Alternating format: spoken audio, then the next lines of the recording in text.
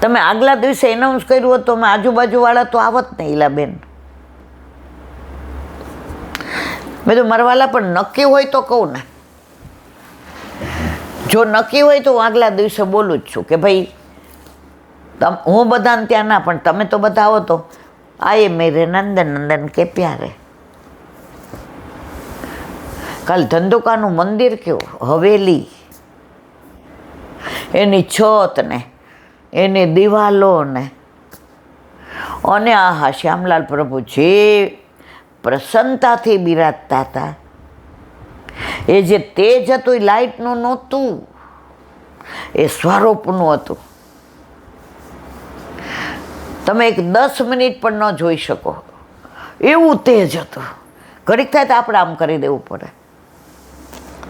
પરમ દિવસે ભાદરવાની વાત કરી હતી, કબૂતરા કબૂતરીની.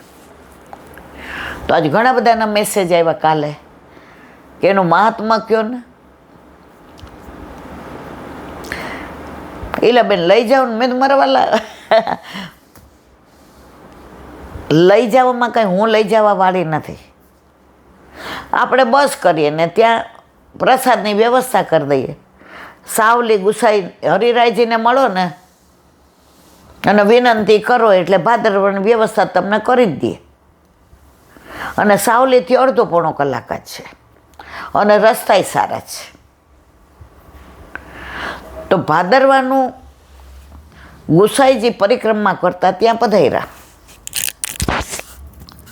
હવે મોય નદીમાં એવું પૂર આવ્યું કે જ્યાં બિરાજતા હતા ત્યાં ઠાકોરજીને રાજભોગ થઈ રહ્યો હતો. હવે ભયંકર વરસાદ. હવે આમાં કોણ શરણે આવે? તો ગુસાઈજી નિયમ હતો, એક જીવને શરણે ન લઉં ત્યાં સુધી મહાપ્રસાદ ન લઉં. રાજભોગ સરાયો તો મુખિયાજીએ કીધું, જેરાજ એ કે આજે ભોજન તૈયારીનો સાધતા હો મુખિયાજી, આજે મારે પ્રસાદ નથી લેવાનો, આજે મેં કોઈ જીવને શરણે નથી લીધો. મુખિયાજી વિચાર કરે, આ દેવી જીવ માટે થઈને ગુસાઈજી સાક્ષાત પુષ્ટિ પુરુષોત્તમ કેટલો બધો શ્રમ લે છે. મારા નાથ કાંઈક આ ગુસાઈજીનું વિચારો. આવો વરસાદ, એમાં કબૂતરો કબૂતરી આવ્યા ક્યાંથી? આજે ઘર હોય ને તેમ થાય ઉપર આજુબાજુ, પણ ઉઘાડામાં ક્યાંથી આવ્યા? આવીને ચરણ પાસે બેસી ગયા, દંડવત કર્યા. ગુસાઈજી, ઓહો, ગુસાઈજી બેયને શરણે લઈને કંઠી પહેરાવી અને દુનામાં પ્રસાદ દીધા. મુખિયાજી કાકા તૈયારી સાધજો. ભોજન લીધું. એ બેઠકજી ભાદરવા ગામમાં એટલા રળિયામણાને સુંદર. પહેલાં આટલું બધું ત્યાં ગીચ નહોતું, હવે ધીમે ધીમે ગામ મોટા થવા માંડ્યા, શહેર મોટા થવા માંડ્યા. એટલે જે ગામની બહાર હતું એ બધું અંદર આવી ગયું. અમે 50 વર્ષ પહેલાં નરોડાઈ જોયા હતા, અત્યારે વચમાં આવી ગયું. અસારવાય વચમાં આવી ગયું.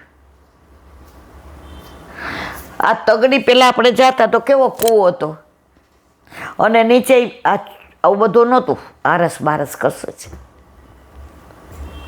હાથેથી સીંચીએ ને સ્નાન કરીએ ને પછી બીજા આપણા ઉપર જળ નાખી દઈએ.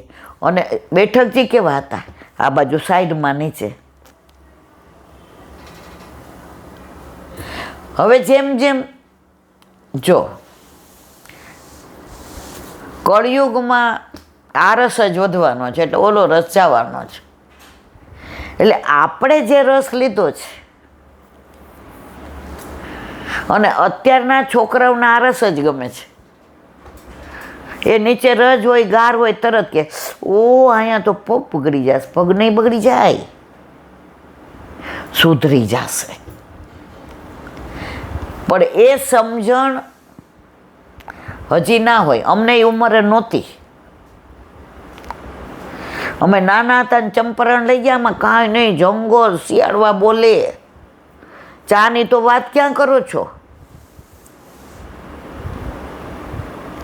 અમારા સવિતાબા, મેં હું અહીં રાતના નહીં રહું, લાઇટ બાઇટ કશું જ નહીં. અને એમાં ઓલા ભરવાડ કાકા હતા, એ શું કહે, અહીંયા સાપ બહુ નીકળે છે. અરે બાપરે. અને મને દુનિયામાં સૌથી વધુ બીક લાગતી હોય, આખી રાત પત્તરખાંડી મારી બાની માસીની, એ તમે જાગો છો ને, પછી બે મને વચમાં હુડાવી કે બટા ઓટલા ઉપર વચ્ચે હોય જાય, અહીંયા સાપ ન આવે. એવામાં એ બેઠક હતા. પણ ત્યારે એવા ભગવદીઓને ત્યાં દર્શન થતા હતા કે વલ્લભ સાક્ષાત છે. એ સર્વોત્તમ વને આવું બાંધેલું કરેલું કાંઈ નહોતું.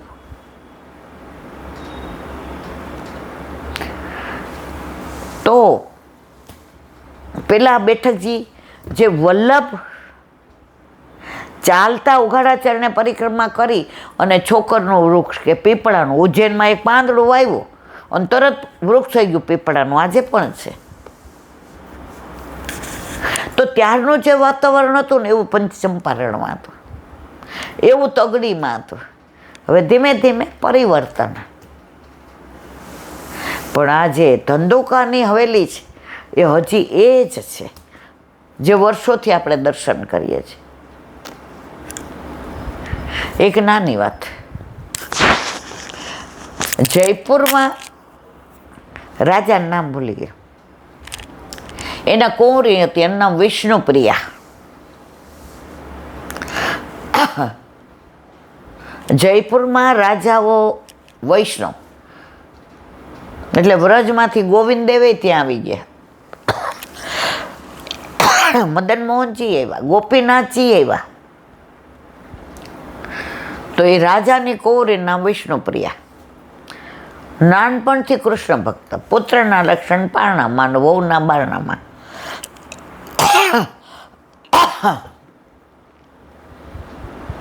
અમારા ઘરમાં અમે છાબંડોળામાં હું જ ઓછું માનતી હતી. દર્શન કરવાનું કે આમ કરીને, ત્યારે કોઈને એવું નહોતું થતું કે આ બેબીને, પણ વલ્લભે જેનો વિચાર કર્યો હોય તો વિષ્ણુપ્રિયા કૃષ્ણ ભક્ત. મેરે તો ગિરધર ગોપાલ દૂસરો ના કોઈ. કૃષ્ણ સિવાય બીજાને ઓળખે નહીં, એના સિવાય બીજી વાત નહીં. કૃષ્ણની બધી વ્રજની લીલાઓ તો વ્રજને જ વિચારે. હવે એકવાર એમના પિતાશ્રી જગન્નાથપુરી લઈ ગયા, તો કૃષ્ણનું જ સ્વરૂપ છે. ઓલું દ્વાપરનું, આ કળયુગનું. દર્શન કરતા રાજી રાજી થઈ ગયા, પ્રેમ થઈ ગયો. જેમ દયારામભાઈ કહે છે, એક વર્યો શ્રી ગોપીજન વલ્લભ. આ તો ક્યાં એ કે આપણું રાજ અહીંયા ન આવી જાય, રાજ અહીં સાઈ કે બાળક છે ને. અને સ્વરૂપમાં એવા તલ્લીન થઈ ગયા, આખા રસ્તે રથમાં એને જગદીશ ને એનું સ્વરૂપ ને એમના નેત્રો ને એની અંદર જ ક્યારે જયપુર આવી ગયું ખબર ના પડે. હવે રાજા તો પાછા રાજકાજમાં, હવે આમને એ જ દેખાય. એટલે એમને જે ભણાવવા ગુરુ આવતા હતા એને કહ્યું કે મારે જગન્નાથ ભગવાનને ઘણી વાતો કરવી છે. તો પિતાશ્રી વર્ષે એકવાર લઈ જાય, પણ મારે તો એ કે કાયમ ત્યાં જ રહેવું છે, મારે ઘણું કેવું જ કે. ગુરુદેવ કે એક કામ કરો ને કુંવરી બા, રોજ એક પત્ર લખો, જે તમારે કેવું હોય ને પત્ર લખો. એ કે હા એ થાય. એ કે લખેલું વંચાય. અને પછી ઘણાય આવતા જતા હોય, મોકલાવી દેવાનો. એ કે એ બહુ સરસ કીધું હોય કે, એ કે મોઢે તો ઘણી વાર ઘણું ભૂલી જવાય કહેવાનું. હા તો જે મને મારે કેવું છે ને બધું રોજ પત્ર લખે, એક લખે ને બે લખે ને ત્રણેય, એમના મય છે. રાજા કે કુંવરી બા હવે બહુ ખેલતા નથી, મોટા થવા આવ્યા, આમ તો વિચાર કરવા માંડ્યા. હવે મોકલવા કોના ભેગા? એટલો તાપ વધ્યો અને આટલા પત્ર થઈ ગયા. 2-2.5 કિલો વજન થઈ ગયું, 3 કિલો, એટલા પત્ર ભેગા થયા. ત્યાં પિતાશ્રીએ કહ્યું, બેટા હમણાં ઘણા વખતથી કે જગન્નાથ મહાપ્રભુનો પ્રસાદ નથી આવ્યો. આ 10 સોનામોર દઉં જે જાય એને, અને આ 11 સોનામોર ત્યાં ધરવાની પ્રસાદ. હવે બહુ તાલાવેલી, પણ મને રાજકારણમાંથી ને સમય નથી મળતો. કોરી કે ચલો જોઈતું તું વૈદે બતાવ્યું. રાજાએ બધું આપ્યું. રાજાની હાજરીમાં કાંઈ ન, ઓલો બહાર નીકળો એટલે કુંવરીએ પોતાના હાથની વીંટી આપી અને કોને, ઓલાને. એ કે આ રાખ. એ કે આ કાંઈ નહોતા, રાખ. અને આ પત્ર છે ને એ જગન્નાથ ભગવાનને દઈ દેજે કે વિષ્ણુપ્રિયાએ મોકલાવે. ઓલો કે આ રાજાએ ગાંડા ને એની દીકરી ગાંડી, કે રાજા બાજાનું વાંદરા મનમાં કે. પણ કુંવરીએ કીધું, રેશમી થેલીને અંદર સરસ મજાના મોર ટાંકેલા, અંદર મજાનું બધું ભરત કરેલું થેલો આખો આપ્યો. એ કે લાવો લટકાવી દો. અહીં લટકાવ્યો. મનમાં વિચાર કરે, મેં બરાબર ગોઠવા છે ને, પહેલો પત્ર લખ્યો એ ઉપર જ છે ને. તન્મય થઈ ગયા. પોતે લખેલામાં જગન્નાથ ભગવાનને શું શું કીધું છે પાછા લખવા માંડ્યા. આ રહી ગયું. હવે ઓલો કલાક એક ચાલ્યો ને જોયું કે હવે રાજની હદ પૂરી થઈ. એ કે આ કુંવરીબાઈ વેવલા ને રાજાએ વેવલો. એ કે આવા 2.5-3 કિલોના અહીંયા ખભે ભરાવીને મારે મરવું જ. ન્યાય જગન્નાથ ભગવાન એને કહેવાના જ કે નથી મીળા કાગળ. ફેંકી દીધા બધા. લે તારે આ વજન.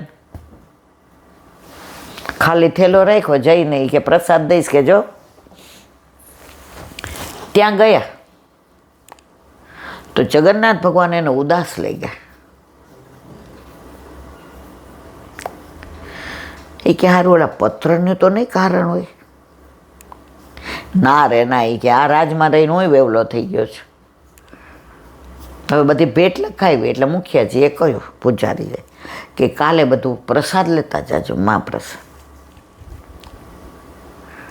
રાતના જગન્નાથ ભગવાન કે ઓલા લાવ બધાય પત્રો મારી વિષ્ણુપ્રિયાને. અહીંથી ગઈ ત્યારથી બીજું કાંઈ એણે શબ્દો, એના શણગાર, એમાં એણે એનો ભાવ, એનો રસ, એનો પ્રણય, એની મારા તરફની પ્રીત, ભવોભવની પ્રીત, આ બધું જે લખ્યું છે લાવ. ઓલો કે મેં તો ફેંકી દીધા. જગન્નાથ ભગવાન જાતે જઈને વીણી આવ્યા. એટલે બીજે દી ઓલો પ્રસાદ લેવા ગયો કે હવે દર્શન કર્યા તો એ બધા કાગળ હતા ને, એમાં કોઈ ગુલાબી હતો, કોઈ સફેદ હતો, કોઈ પીળો હતો. એના પેલા પાનના બીડાની જેમ વાળીને હાર પહેર્યો હતો જગન્નાથ ભગવાને. ઓલો આંખ ચોળીને દર્શન કરી કે આ તો ઓલા પત્રો જ છે, મેં ફેંકી દીધા હતા.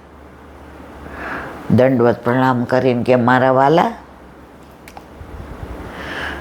અત્યાર સુધી અમે તો ભગવાન એટલે મૂર્તિ માનતા હતા, પણ તમે ભક્તના હૃદયને વાંચો છો. તમે ભક્તના પ્રેમને સામે પ્રેમ આપો છો. તમે આ કુંવરીબાના કુંવારા સ્વપ્નના પ્રેમપત્રને માથે તો બધાય ચડાવે પણ ગળાનો હાર કરીને રાખ્યો.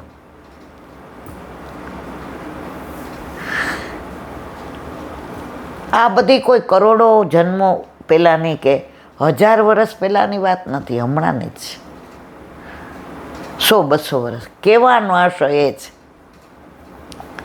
જો તમારો પ્રેમ સાચો છે અને આ બધી વાતો ઓથેન્ટિક છે, આ મારી કોઈ મારા ઘરની કે કાંઈ એ નથી મારા વાલાઓ, ત્યારે પહેલાં એમ થયું કે હું તો આમને વેવલા સમજતો હતો. લૌકિક પ્રેમ કરવાવાળા ઘણાય જોયા, પણ અલૌકિક પ્રેમ પત્રો કેવા હશે? પ્રભુએ હાર કરીને ગળામાં ધારણ કર્યો. એ તો પ્રેમ કી બાત હે ઉધો, બંદગી તેરે બસ की नहीं है. तुम दूर होके भी मेरे पास हो, तुम दूर होके भी मेरे पास हो, मेरे जीवन की तुम आस हो, मेरे श्वास श्वास तुम्हारे पास हो. આ આપણા પ્રભુ છે મારા વાલા. બોલો વલ્લભા. દસમ સ્કંદ. પૂજ્ય જીજીના યુગલ ચરણારવિંદના દંડવત પ્રણામ. અત્યારે આપણે કંસની વ્યગ્રતા અને પ્રભુના અવતરણની તૈયારીનું અનુસંધાન કરીએ છીએ. આમ યાદવોમાં વેર ઝેર ભેદભાવ થઈ ગયા, કારણ કે જે કંસ બાપને ઉઠાડીને જેલમાં નાખે એમાં 5-50 ચમચા જ હોય જેની આજુબાજુ, બાકી જે ખરેખર યાદો હતા એ તો આગા પાછા થઈ ગયા. જો જેવી રાજા એવી પ્રજા, જેવો અન્ન એવો ઓડકાર, જેવું પાણી એવું વાણી. નાના હતા ને ત્યારે વૈશાખની બપોરની એક વાર્તા આવતી હતી. એમાં રાજા વેશ બદલાવીને નીકળ્યા. તો એક ખેડૂત હતો ને, એ શેરડીનું ખેતર હતું, એટલે સિચોડામાં કાઢીને ગોળ બનાવતો હતો. તો રાજા ત્યાં ગયો. રાજા ગયો ત્યારે સારા ભાવથી ગયો હતો કે આ મારા રાજમાં આટલા બધા સુખી બધાય, આ બધાના ખેતરો લહેરાય છે, અને શેરડી તો કેવી લહેરાય,